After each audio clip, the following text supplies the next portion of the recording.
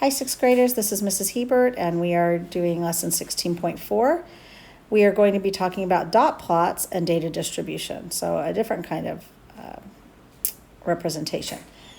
And so you need, on your papers, you want to set it up with two sides, boxes 1, 2, and 3 on the left, and then on the right will be 4 and 5. So here's the left side.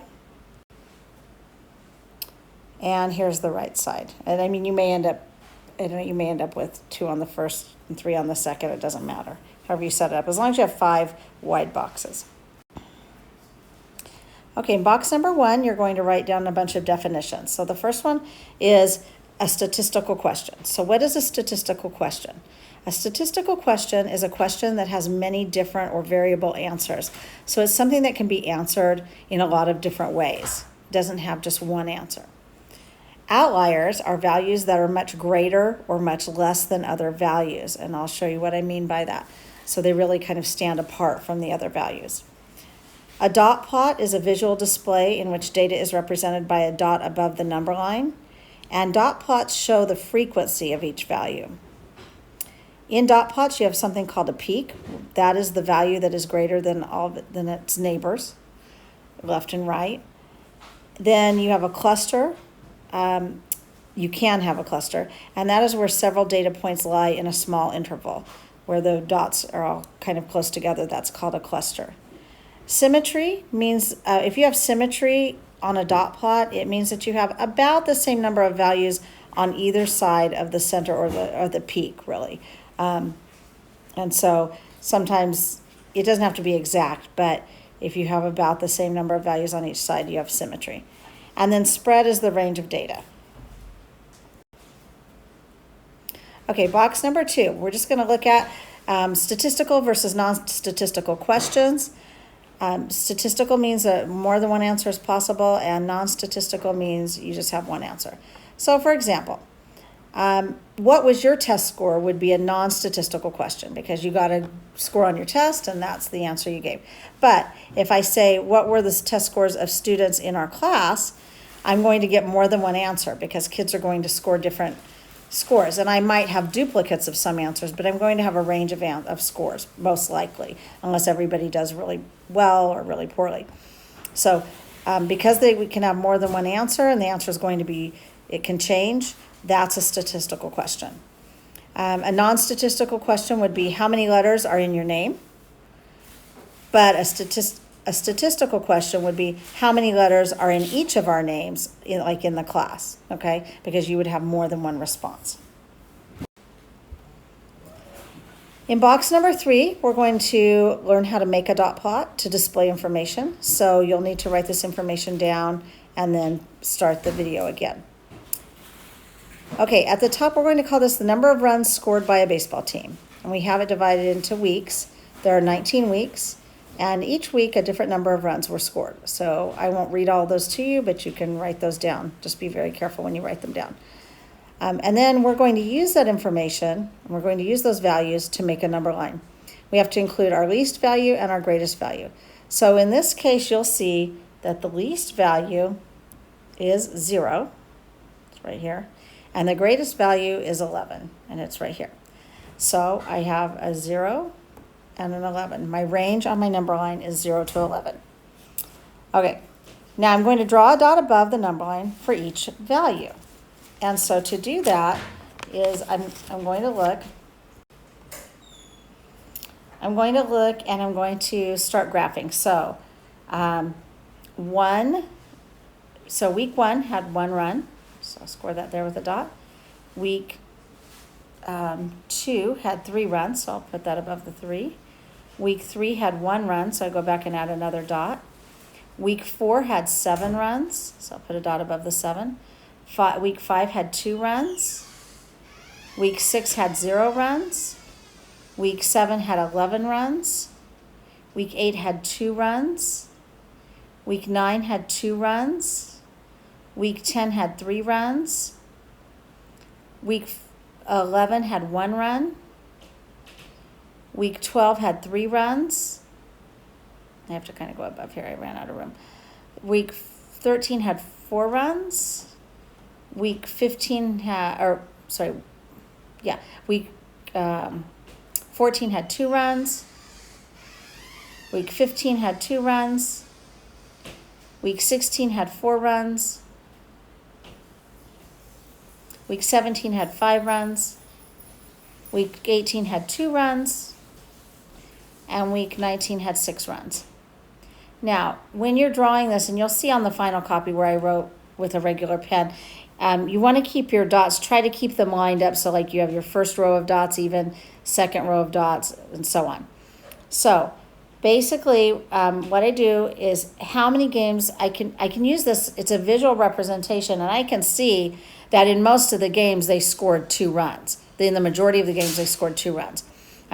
The outlier, well, we'll talk about the outlier in a minute. So one of the questions I can figure out is how many games did the team play?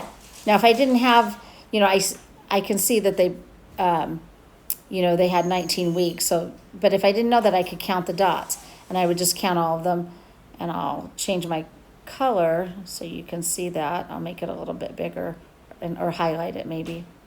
Okay. So I would say 1, 2, 3, 4, 5, 6, 7, 8, 9, 10, 11, 12, 13, 14, 15, 16, 17, 18, 19. So if I didn't know, I would just, I could count them. Okay. So 19. I need to change my color there, just one sec. So 19. Okay. Now, which value represents an outlier? So if you'll notice, the number that's kind of off by itself, it's not really next to anything else, is the 11. So that's my outlier. Okay. And so when I do that, so here's my outlier right here. Kind of outline that. Oh, okay. And so that would be 11.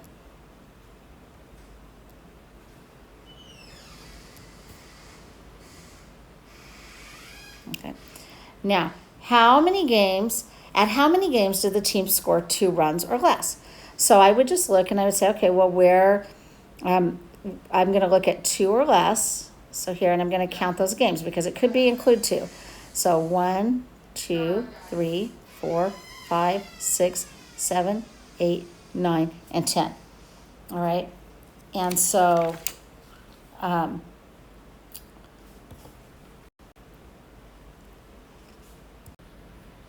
there's my answer, 10. Okay, box number 4, we're going to interpret a dot plot. So if you look at example A, we have some dots above the number line. They've already been plotted. And so my spread here is from 3 to 7 because my lowest number is 3 and my highest number is 7. The peak is at 5 because that's the highest point. It is symmetrical, that is true, because if you look, here's my peak at 5, and I have 2 values to the left and 2 values to the right on the number line. Or not values, but 2, like the range is 2 to the left and 2 to the right. So if it's about the same, then it's symmetric. And the cluster here, in this case, is from 3 to 7, because all the dots are located from 3 to 7 close together, okay? Then for B, if we look at these dots, my spread is from 1 to 9 because it starts at 1. My peak is at 9. My outlier is at 1. It's the one out in no man's land by itself. My cluster is from 6 to 9 because that's where most of my dots are close together. And this one is not symmetrical because if you look at the peak, which is 9, you can see that all of the other dots are to the left and there are none to the right. So it is not symmetrical.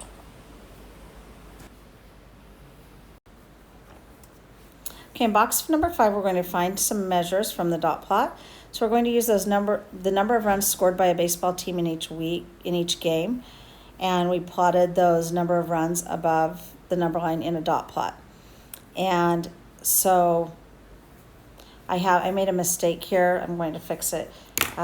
On my number line, there should not be one on the 12. Okay, so let me fix that. Let me see if I can scratch that out. Let me try again. So just scratch that one out. It should be on the number 11. Sorry about that. Okay, so now what I'm going to do is I'm going to find the mean of those numbers using the dot plot. And so the way I'm going to do that is I am going to add up the values however many times they occur. So I say, okay, I have 0. So one game they had 0 runs, so 1 times 0. Plus they had 3 games where they scored 1, so that's 3 times 1. They had 6 games where they scored 2, so that's 6 times 2. 3 games where they scored 3, and 2 games where they scored 4.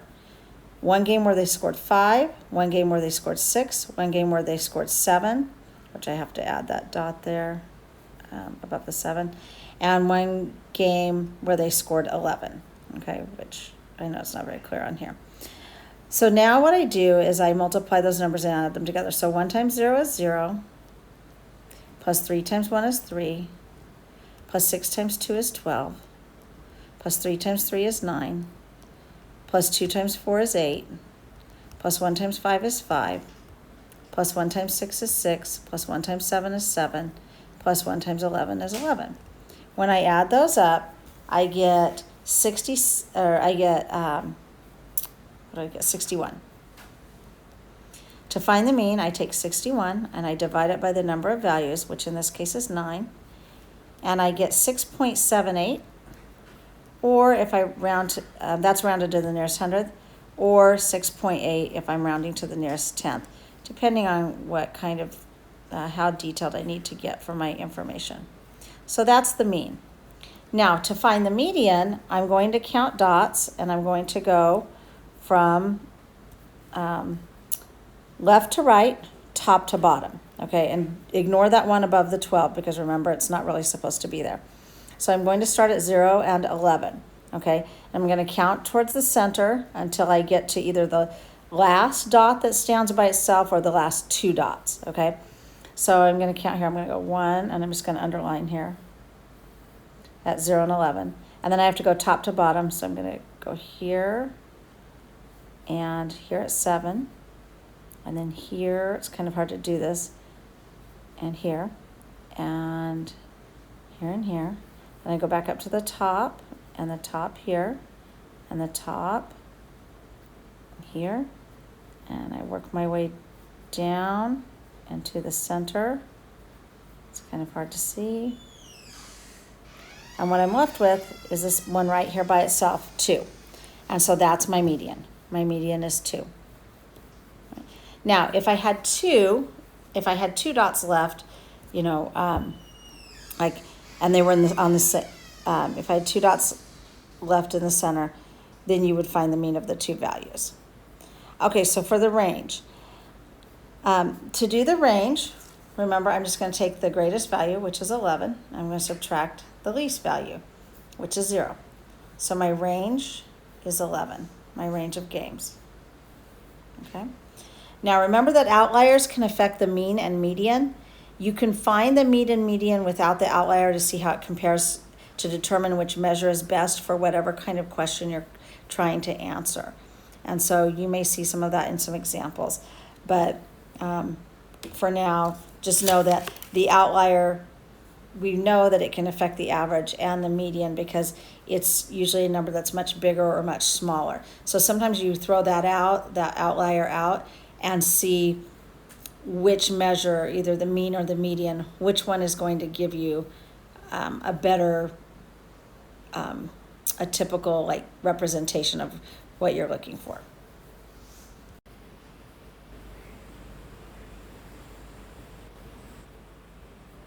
Okay, and I did make a mistake here. When I said in B, median, count the dots from left to right, I meant from left and right to the center. So this should say left and right, and then front to bottom.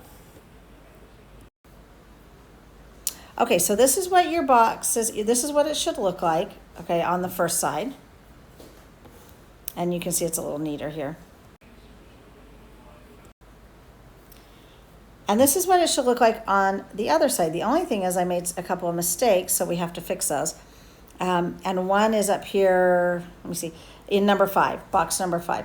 I needed to have, let me see, I needed to have a dot above the 7, I believe, yes. So you have to add that one in there. And we had the number above the 11, here I wrote it correctly. But then also over here where we found the mean, 61 divided by 9 is not 3.2, cross that out. It is 6.8 or 6.78. Okay. Then the median is 2, the range is 11, and again we just showed that the outliers can affect it. And that's it, you're done.